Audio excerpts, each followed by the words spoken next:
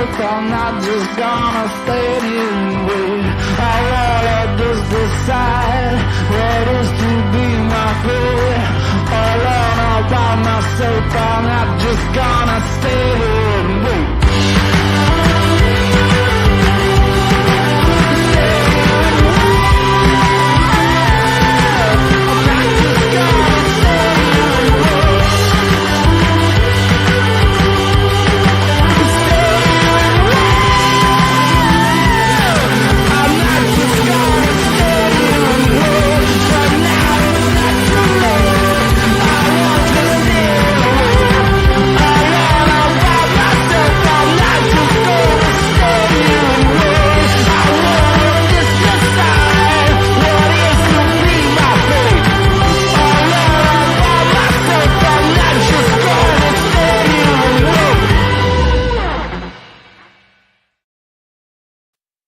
Good morning, everybody. My name's Jim Finch, and I'll be your host on Really Cool News tonight as we feature stories about Team Skeptic, maybe, Regan Benson for sure, Jason Dollahide, oh my god, and we decide some really important issues in one of the big outstanding news articles.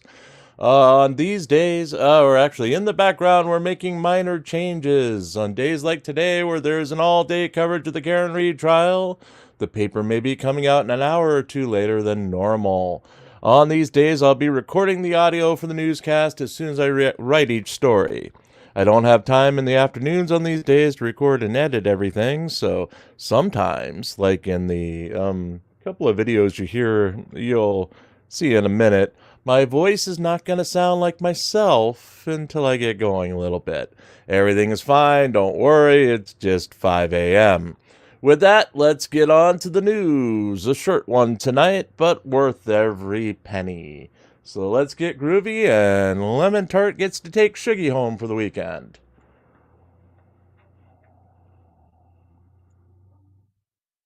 Fifth day of goose eggs means no winners ever? There's nothing wrong with GoFundMe, or at least nothing reported to be wrong, so Wednesday's goose eggs for a fifth day in a row just mean that the market's died and no more money is coming in. For now, anyway. I mean, that's the only real conclusion we have right now, as we're in uncharted territory. 3 for a second time was odd. 4 was bad. But 5? 5 days of the kings and queens of fundraising going without a single donation? Something's going on here. Maybe the magic is gone. I know that none of the auditors have been making an effort lately. Since Long Island Audits got use of his billboard truck, Jose Chile de Castro has all but given up in jail, and most of his cases are either in holding patterns or going nowhere. He's pretty content to take money in through other means. The rest of them, DMA, Hendry, etc., either have forgotten about their campaigns or have abandoned them. They're obviously not a priority, and have left us in such a quandary as day after day there's nothing to write home about. Literally. We have been filling the space with random news or updates. Hendry, De Castro, Direct D. Stories where there either weren't going to be a lot of eyeballs on them, or there wasn't enough for an actual story to go by.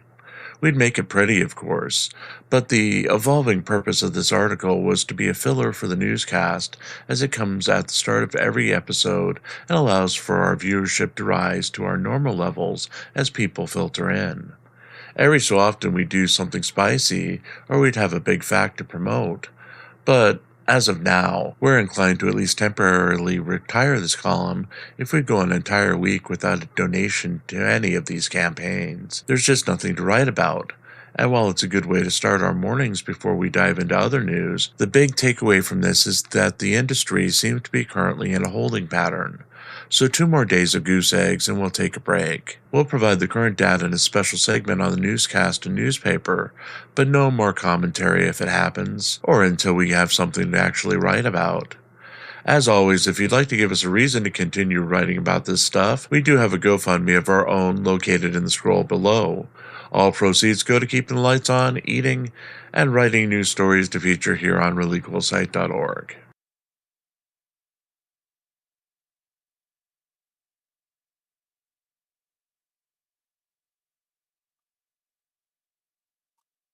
Benson continues harassment campaign. An enraged Regan Benson continued her quest for dominance in the Inglewood area, with live streams on Tuesday and Wednesday displaying her implied power over circumstances in the area. Tuesday's live stream was devoted to the cause of finding a home for Phil, an unhoused man who Benson has been attempting to find housing for in Denver over the past couple of months. When we last saw Phil, Benson was attempting to help him check his mail at the nonprofit St. Francis Center in downtown Denver.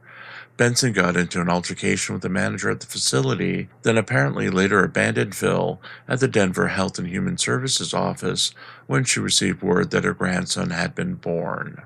In Tuesday's update, Phil still didn't have the documentation he needed to get the apartment he qualified for through Denver's housing program. The copy of his birth certificate he had been seeking in the previous video had never come in the mail, and without an identification card or his birth certificate, there was little the city could do to help him. Benson rallied against the city, as she said immigrants were able to find housing without the same documentation, and ordered her followers to brigade Cole Chandler, Host's senior advisor for the homeless, on Phil's behalf after insulting and degrading Chandler on the live stream. Wednesday's live stream saw a more aggressive Benson in Inglewood, this time standing feet away from Inglewood police officers who were in the process of asking homeless people to leave private property. As the live stream started, Benson focused on efforts by two Inglewood police officers as they asked a homeless woman to leave a spot in a shaded area after the owner of the property called in a complaint. The woman was ticketed for trespassing by the police and was offered water and services from a representative of Tri-Cities Homeless Outreach. The woman had objected to Benson's filming, but Benson muttered that she was filming for the woman's protection, and the woman didn't understand that. After the woman left the area and police and Tri-Cities followed, Benson found one of the police officers she identified as Mark Douglas as he was conducting his duties of clearing private property. Benson insulted and degraded the officer to those assembled in her side chat and went into a long update about her harassment charges she's facing in Inglewood from an incident at the library. Updating that ugly incident from earlier in the year, Benson assured her fans that she would be victorious and was bringing in an attorney who was undefeated in handling the charges against her and Denver police-related matters. Her pretrial hearing on Tuesday, as reported by the Frauditor Troll Show, gained her what little discovery the prosecution had. Statements from the librarians about Benson's treatment of them and patrons over the years, and she dismissed the chances of her successful prosecution. Benson ended the stream by calling Douglas, who was involved in serving her with a notice that she had been banned from the Inglewood Library, a moron, and continued her ranting about police in Inglewood and Denver as she brought her video to a close.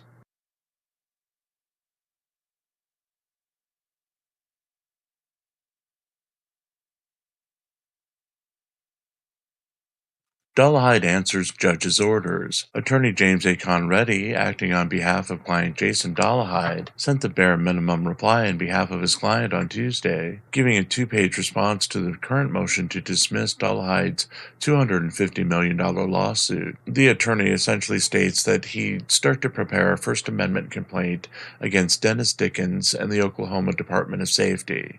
This is what he'd been ordered to do twice now, and he feels that answers to the motion to dismiss are being procedural and not a final determination of facts as alleged by the plaintiffs. No arguments against it, no challenges, no actual attempts to stop the motion, just an, oh well, I guess I'm going to do what you wanted me to do and all the orders that I've ignored before this. It continues the pattern of the same things established by Dullahide in this case since the beginning of it, and allowed by the court. Ignore everything the court says, do what you want, stretch the case out further. What will the judge do this time? If the past is precedent, he'll keep the case going, allow another 6 months of the nonsense, and leave everyone in limbo. Dullahide himself is in jail. He's not going anywhere, and neither is the case. That said, expect a dismissal if the moons align, putting an end to the saga and Dullahide's dreams of $250 million.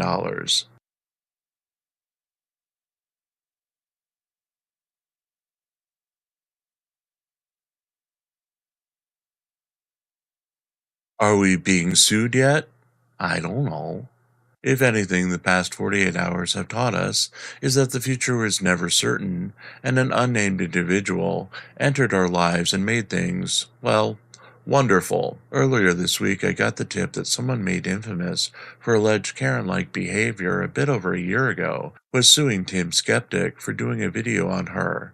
Again, almost a year ago. I wrote a story on it with Skeptic providing a copy of his tongue-in-cheek wasting air response to the person, and included it in our article, thinking nothing further, as it was a Tuesday filler piece essentially. Wednesday came, and boy did it ever. The person flooded my YouTube comments with a lot of words that didn't make a lot of sense, since I'm just a humble blogger with no advanced education or talent after all. Somewhere in all the chatter, a cease and desist order was issued. In my YouTube comments area, as an obscure response, one of many, that I didn't see until hours after it was posted, and just in time to be included in last night's broadcast. The cease and desist was in the same message as an offer to use the person as a resource to correct my errors in reporting the story. This left me flummoxed, as I really had no intention of following up on the story, let alone doing another article to correct my reporting. Skeptic had fun with it, running circles around her in the comments area of Tuesday night's show, but otherwise they moved on to a short he made of her, and I think I'm out of revision for now, as there hasn't been a reply to our coverage last night of her outlandish comments. Dan's machinations left me with a lot of things on my hands, and I do sure wish his claims of having some sort of legal insurance and coverage from lawsuits were true and still active. However, association with him also cost a lot, leaving me pretty much starting over at my supposed advanced age. As we continued to pick up the pieces, start over and clean up messes, there really wasn't a plan to take on new opportunities for disaster. But if we're in one now, then so be it. We'll figure out a path forward. So, to answer the original question, are we being sued yet? As of Thursday morning, I don't think so. She's gone strangely quiet. She'd have to seek leave to amend her complaint to add me, but if it's coming, it's coming. There's no sense getting twisted up about it now, especially when I literally have nothing right now, and all she can get from my supposed erroneous reporting is, "I'm sorry you think I messed up, lady. Want a free subscription to the online paper to make up for it?" That's all I can offer her right now at this point in my life. Things will look up. Things will get better. It's just silly right now.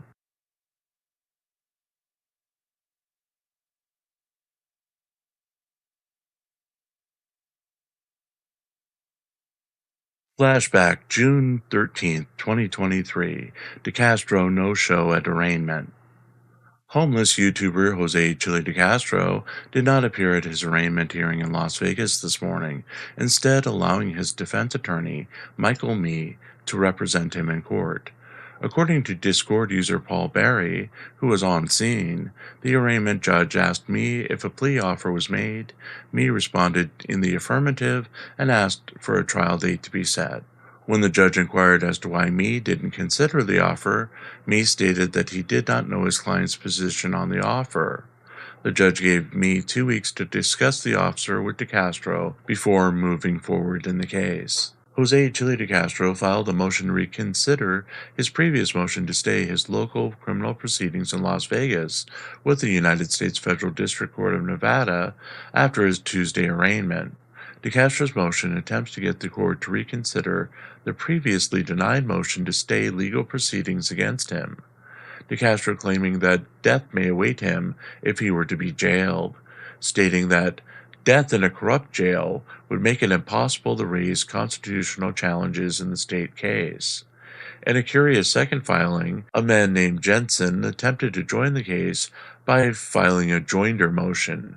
Jensen is seeking to stay the state's proceedings against DeCastro and stop all Nevada officers from prosecuting a criminal matter upon DeCastro or any other person charged with obstruction in similar circumstances. Jensen's attempts to make the case that the state's use of the obstruction standard to apply to someone recording and talking to a roadside traffic stop detainee is invalid, as it prevents this person from mounting a defense based on the rights of traffic stop detainees or Miranda rights. Both motions were filed before DeCastro's arraignment this morning for obstruction and interference in a state-level case surrounding DeCastro's arrest in March. DeCastro still claims proceeding with this criminal case will chill his rights in the civil case.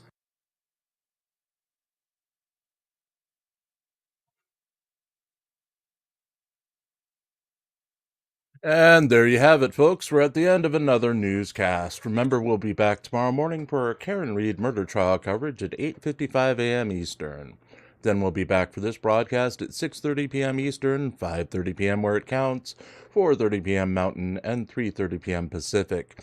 Then after that, I'll be guesting on the Mark the Sarcastic Law Student Show at 8 p.m. Eastern, 7 p.m. where it counts, 6 p.m. Mountain, and 5 p.m. Pacific tomorrow night. I've been told I can't host and I must stick to Shuggy scripts. We'll see about that. Anyway, we're out of here. Be sure to stick around for the very special end credit scene, produced by Hank and Phil. Be there or be cubic. Where'd the thing go? There's the thing.